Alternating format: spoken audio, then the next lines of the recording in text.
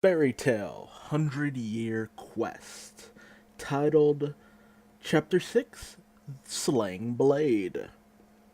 I feel like the Slaying Blade would be more proper, but regardless. Our cover chapter shows Wendy kind of lamenting the fact that she doesn't look like the Little Mermaid. Normally, I would imagine her having being more imagining herself being more busty, but this time she was really more hoping for a Little Mermaid kind of look to herself instead of being a actual jellyfish, which is even flatter than her normal appearance. Regardless, we continue with Natsu, Lucy, and Happy confronting the person who is set up to be a sacrifice for the water god dragon. Natsu notices that this girl has a guild mark on her left bicep. But this woman proceeds to address the three of them, stating that they are humans, although Happy notes that he is in fact a cat.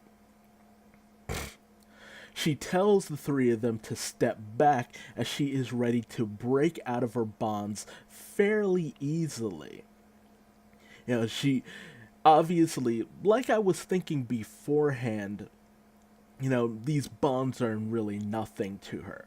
And as soon as the water god dragon appears before them, she easily breaks through it and goes on the offensive, slashing through the cage as if it were tissue paper.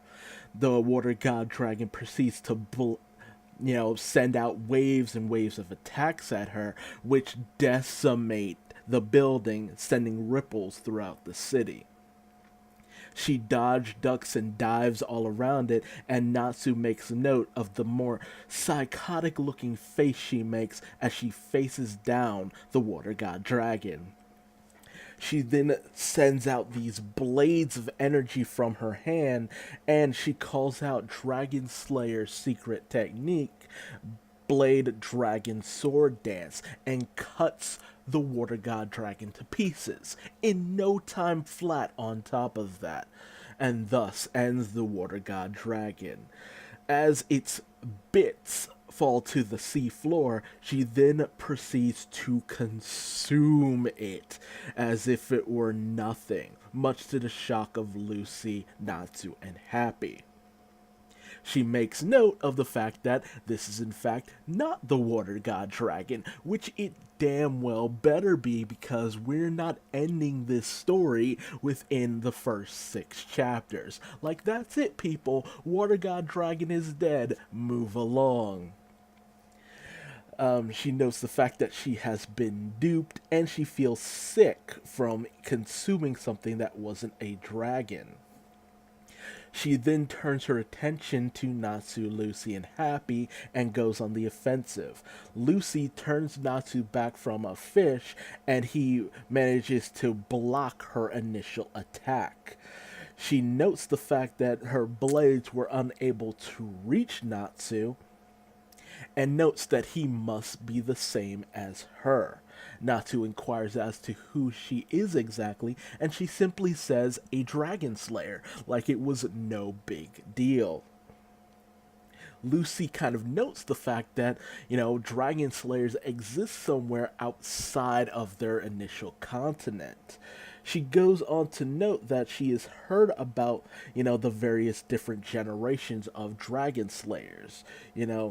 The initial dragon slayers, the first generation, who learn their abilities from dragons themselves, much like Natsu, Gajeel, Wendy, Acnologia himself, and Irene.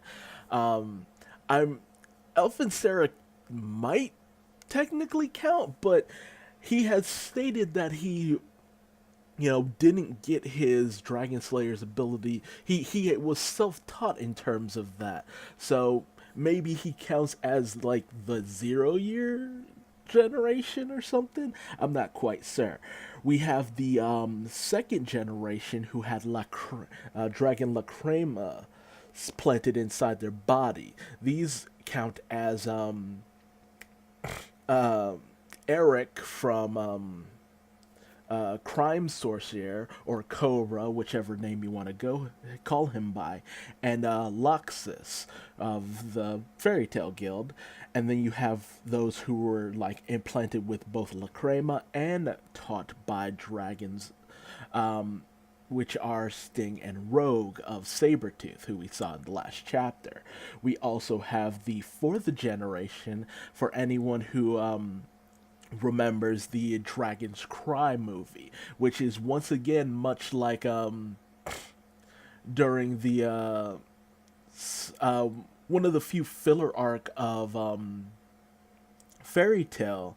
They had brought in a few things from the anime, and this is once again Hiro Mashima bringing in stuff from the animated series once again into the manga. He's one of the very few authors who will regularly bring things from the anime into the manga.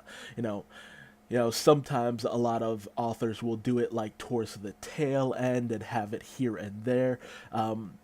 Much like in Naruto, where you had one of the seven swordsmen of the mist who were anime only, who were brought into the manga, and it's always very occasional. But she says she is unlike the rest of them, and that she is in fact a fifth generation dragon slayer. Those who eat dragons and take in their power. Fifth generation dragon slayers, also known as dragon eaters. How people like this actually exist is almost beyond me, because dragons aren't supposed to be a very prominent thing in the world once again. But again, it's also possible that Acnologia didn't manage to get every dragon out there. We only really know about the initial continent that our heroes come from. We don't know about the rest of the world, which is a lot of where this whole story comes from. The fact that we don't know about the rest of the fairy tale world at large. We just know about the, one or two continents out there. She wanted to, eat the holy pentadrake because she felt like she would gain, a great deal of power from it. And she even goes on to state that she comes from an entire guild of dragon eaters, the Mage Guild Diablos, and she introduces herself to our heroes as Kira, the Blade Dragon.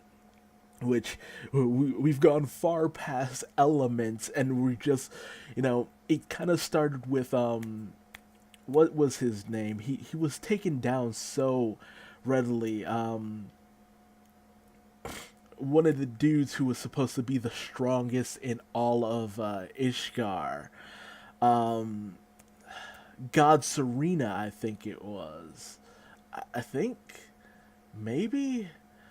He was supposed to be like the very strongest, and we found out he had like 8 different dragons within his body. He was taken down so easily and so quickly, I can never remember his name. But, he had all these different Dragon Slayer abilities that were just like, what the heck is all of this? So, now we have a dragon of blades because, standard stuff has already been taken. But, Fairy Tale, while it does tend to have a lot of busty girls out here and, boobies and butts and all that good stuff, they actually, this series does a pretty good job of just having fairly powerful female characters, who actually do manage to be, very fairly formidable and capable. So, what exactly the aim of the, this guild, Diablos, they very much seem like antagonists, and which even goes further to note that the water god dragon is not a bad guy, and the holy pentadrakes are probably being sealed away for their own protection to keep them from coming under attack from the Mage Guild Diablos. That feels like how we're going to go in this direction, and how we're actually going to have our heroes go up against these dragons who are said to be on the same level as Acnologia, by having the villains this time around be dragon slayers. And it makes more sense now where the story is going. Have to team up with these dragons, keep them safe, keep them from being actually slayed by dragon slayers, which is the irony of everything. It's just like Natsu has been a dragon slayer this whole time.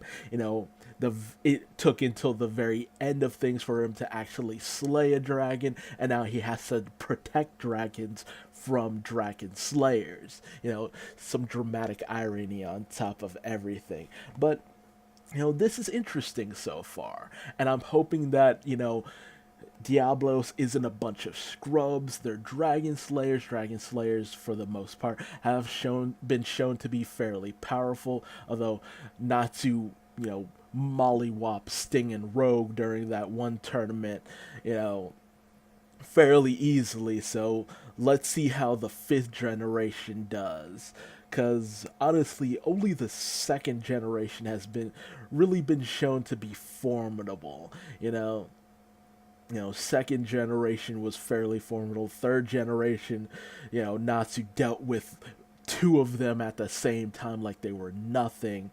4th generation, they were foot soldiers. They were just, they were prominent, but they were kind of minor inconveniences, if nothing else. So I'm hoping the 5th generation will really show their stuff. Like, this will be the ultimate generation of Dragon Slayers.